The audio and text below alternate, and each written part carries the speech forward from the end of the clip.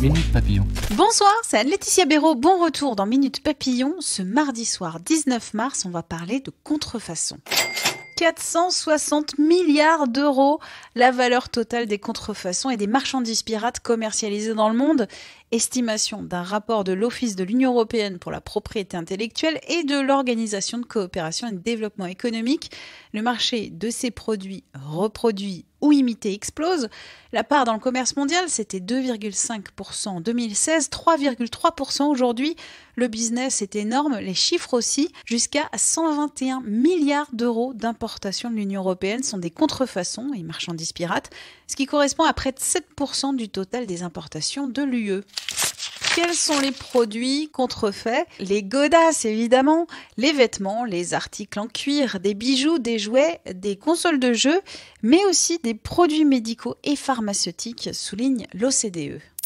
Que préfèrent les contrefacteurs? Les marques américaines, françaises, italiennes sont les plus ciblées. Près de 2 contrefaçons sur 10 saisies dans le monde sont des produits qui usurpent une marque ou un brevet français, rapporte RTL. La contrefaçon, c'est arrivé près de chez vous. Mi-février, un stock de plus de 240 000 faux parfums saisis par la douane dans un entrepôt en Seine-Saint-Denis. Les parfums étaient assemblés sur place avant d'être vendus sur Internet.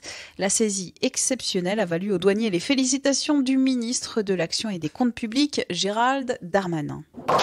La contrefaçon, ce sont aussi les grandes entreprises.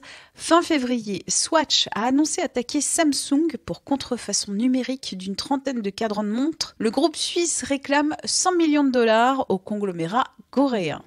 Que faire pour lutter contre la contrefaçon? Amazon croit à l'intelligence artificielle. Le géant américain du commerce en ligne a annoncé fin février un nouveau programme intitulé Projet Zéro. L'un des outils permet de scanner en continu les annonces présentes sur cette plateforme afin de détecter les imitations frauduleuses. Les marques fournissent à la firme leur logo, leurs signes distinctifs et d'autres données clés qui ne sont pas précisées. Minute Papillon, rendez-vous demain 12h20 avec de nouvelles infos.